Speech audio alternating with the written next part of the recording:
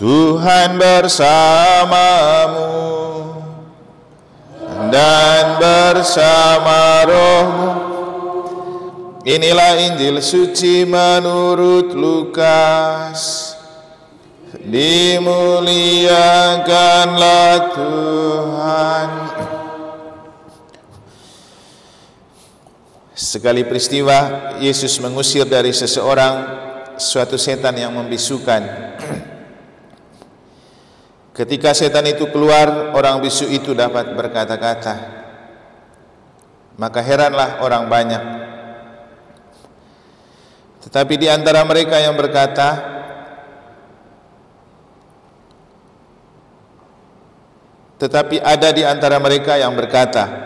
ia mengusir setan dengan kuasa Beelzebul, penghulu setan. Ada pula yang meminta suatu tanda dari surga kepada Yesus untuk mencobai dia. Tetapi Yesus mengetahui pikiran mereka lalu berkata, setiap kerajaan yang terpecah-pecah pasti binasa. Dan setiap rumah tangga yang terpecah-pecah pasti runtuh.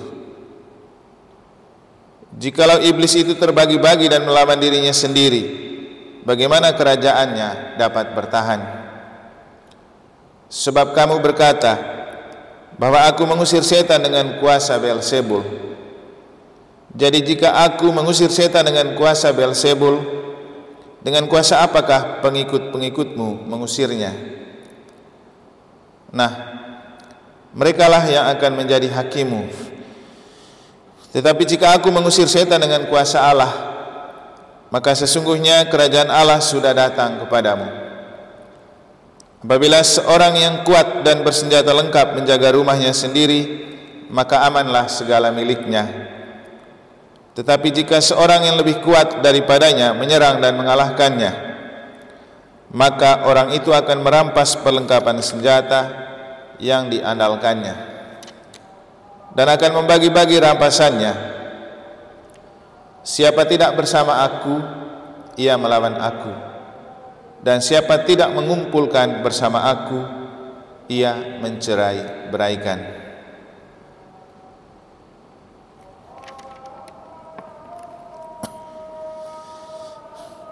Demikianlah sabda Tuhan.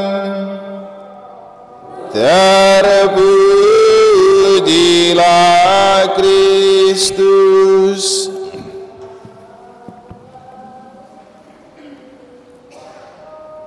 Para suster, Bapak Ibu saudara-saudari, adik-adik dan anak-anak sekalian yang saya kasihi dalam Tuhan, kita perlu memaknai dua hal yang disampaikan oleh Yesus dalam Injil, juga apa yang Tuhan sampaikan dalam bacaan pertama melalui kitab Nabi Yeremia. Pertama, ketika Yesus berbicara, setiap rumah tangga yang terpecah-pecah pasti runtuh. Dan yang kedua, siapa yang tidak bersama aku, ia melawan aku. Dan siapa yang tidak mengumpulkan bersama aku, ia mencerai-beraikan aku. Dua hal yang disampaikan oleh Yesus memang konteksnya untuk menampik anggapan orang tentang dia yang mengusir setan dengan kuasa Beelzebul. Kemarin kita telah diingatkan untuk menilai seseorang tidak berdasarkan asumsi atau opini publik, bukan karena katanya, tetapi karena faktanya. Orang yang menuduh Yesus mengusir setan dengan Beelzebul adalah orang-orang yang sering menyembunyikan diri dari fakta bahwa Yesus mengusir setan itu karena kuasa Allah. Tetapi kelompok-kelompok haters yang tidak suka dengan Yesus selalu tidak percaya dengan hal itu, dan mereka lebih percaya kepada opini publik yang mereka bangun bahwa Yesus itu bersekongkol dengan setan. Nah, dalam permenungan kemarin kita diingatkan untuk hidup berdasarkan faktanya, bukan katanya. Ini kan sabda Allah yang sangat cocok dengan hidup harian, karena memang dalam hidup sehari-hari kita cenderung lebih percaya dan lebih mudah percaya pada katanya atau berita yang tidak pasti daripada faktanya. Kemudian dalam Injil hari ini Yesus mengajak kita untuk memperhatikan rumah tangga. Rumah tangga yang terpecah-pecah pasti runtuh. Nah, ini rumah tangga ini yang kita hidupi setiap hari. Tetapi sabda Tuhan berbicara tentang itu. Tapi apakah orang mau memaknai pesan Tuhan ini untuk hidup rumah tangganya? Saya rasa Bapak Ibu tidak sempat untuk memaknai itu. Jangankan memaknai pesan Yesus, baca kitab suci saja belum tentu kan? Tapi untuk itulah orang-orang seperti kita ini diutus, membantu menyadarkan kita akan sabda Allah dan mencoba memaknai. Maka Bapak Ibu sebenarnya tidak mudah menyiapkan khotbah, tapi kadang-kadang Bapak Ibu tidak terlalu peduli dengan khotbah, tidak terlalu peduli dengan sabda Allah. Datang, dengar, lewati begitu saja. Saya sendiri senang kalau ada pendalaman APP atau sharing kitab suci, karena itu adalah kesempatan untuk saya bisa melihat bagaimana orang-orang memaknai sabda Allah dalam konteks hidupnya sendiri, dan itu sangat memperkaya saya pribadi. Sehingga saya kalau ada di tempat pasti selalu ingin pergi untuk ikut sharing. Selain mendengar sharing orang, pengalaman orang untuk memaknai sabda Allah yang memperkaya saya juga dituntun dan dibantu untuk memaknai lebih dalam sabda Allah itu untuk orang. Dan untuk saya ini sebuah yang istimewa. Ini sangat membahagiakan. Bisa berbagi pemahaman tentang sabda Allah. Nah, inilah yang dimaksudkan oleh Tuhan sendiri dalam bacaan pertama ketika dia mengajak, tolong jangan bengkung dengan sabda Allah, jangan tegar tengkuk bahasa kitab sucinya. Dan ini kata-kata Tuhan sendiri. Kalau kamu tegar tengkuk terhadap sabda Allah, nanti kamu binasa. Dan itu benar Bapak Ibu. Kalau kita hidup tanpa mendengar sabda Allah, tanpa berpedoman pada sabda Allah, itu yang membuat kita merasa bahwa seolah-olah hidup kita tanpa campur tangan Tuhan. Nah, seandainya saja saya bertanya ulang kepada kita, dalam beberapa hari ini sejak hari Senin, apa sih sabda Allah yang telah kita dengar yang bisa membantu cara hidup kita? Apa? Pasti sudah tidak kita ingat lagi. Kenapa? Kita tidak memandang itu penting sebagai pedoman dan pelita bagi hidup. Ya, kalau saya pribadi ketika saya berkhotbah bukan saja untuk Bapak Ibu, tapi untuk diri saya sendiri. Saya selalu pulang ke kamar dengar ulang. Untuk saya maknai bagaimana itu saya lakukan dalam hidup. Misalnya, ketika hari Selasa kita berbicara tentang pengampunan itu tanpa batas, tanpa perhitungan, tapi tulus dengan segenap hati. Ya, saya juga punya pengalaman menyakiti orang dalam hidup. Saya juga punya pengalaman disakiti orang dalam hidup. Tapi dengan sabda Allah bahwa mengampuni itu penting, saya berani untuk melakukan itu. Itu pentingnya. Karena hidup kita tidak akan pernah terlepas dari pertengkaran dan konflik. Tapi orang yang berani menyelesaikan konflik dan pertengkaran dengan pengampunan dan memaafkan, itulah orang yang bahagia. Makanya dalam bacaan pertama Tuhan bilang apa? Kalau kamu mendengar suaraku, ikut perintahku, kamu bahagia. Kita susah bahagia karena kita tidak dengar kata Tuhan. Kita tidak maknai sabda Tuhan. Atau kemarin kita mendengar cerita tentang hidup dan percaya berdasarkan apa faktanya, bukan apa katanya. Itu kan penting juga untuk kita bijaksana menghadapi hidup yang kita lalui setiap hari. Setiap hari itu kita mendengar banyak berita tentang orang, berita tentang sesuatu. Apakah kita dengan mudah percaya? Belum tentu.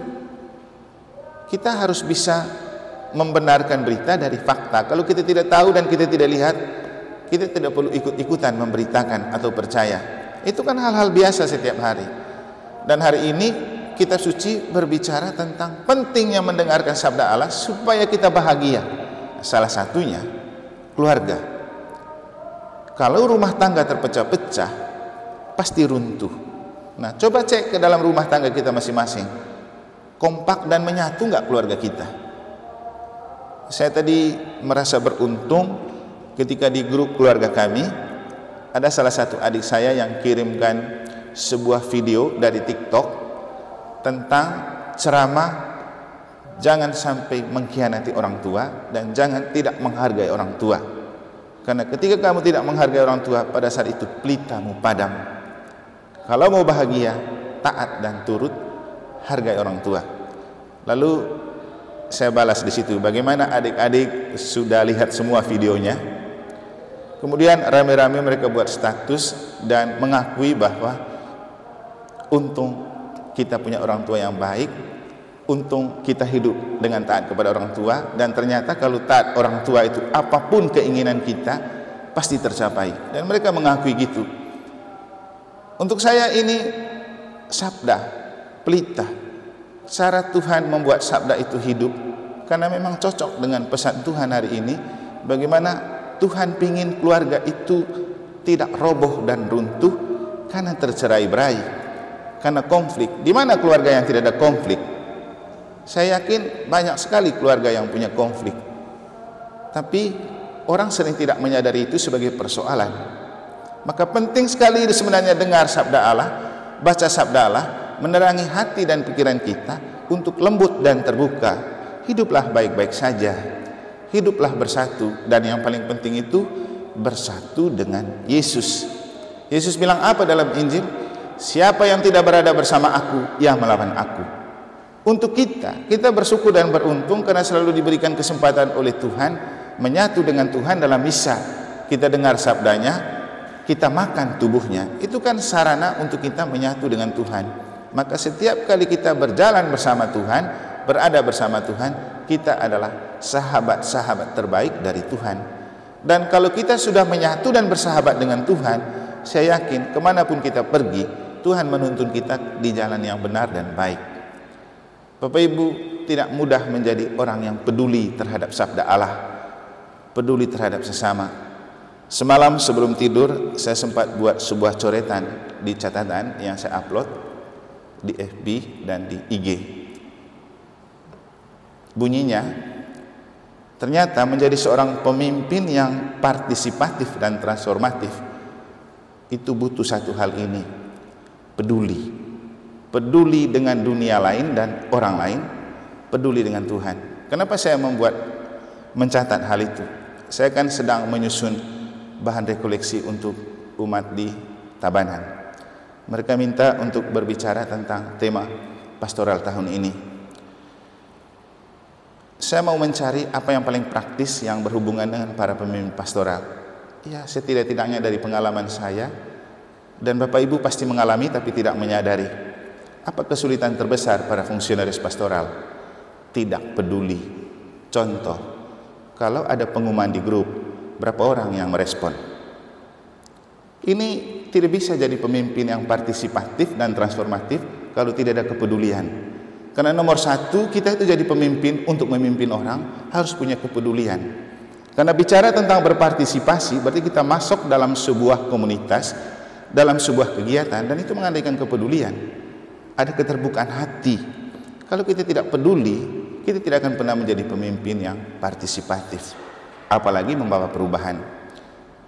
Mengapa setiap kali ada info di grup saya selalu memberikan respon? Kenapa? Bapak Ibu, itu contoh seorang pribadi yang menghargai orang lain. Kita ini cuek-cuek saja, tapi kalau untuk urusan lain kita ada waktu, kita ada paket. Tapi merespon untuk menghargai orang yang membawakan berita, cuek. Nah, kalau seperti ini, manusia punya omong saja dicuekin, apalagi sabda Tuhan. Seberapa banyak orang yang dengar khotbah yang di-sharekan di grup? Tapi sudahlah, Tuhan telah mengatakan dalam bacaan pertama, saya sudah mengirim nabi-nabi kepada kamu untuk berbicara tentang sabdaku, tapi kamu cuek dan tidak peduli. Kamu tetap tegar tengkuk, nanti kamu rasakan akibatnya. Semoga Tuhan membantu untuk kita lebih peduli dengan sabda Allah, juga peduli dengan sesama. Semoga Tuhan memberkati.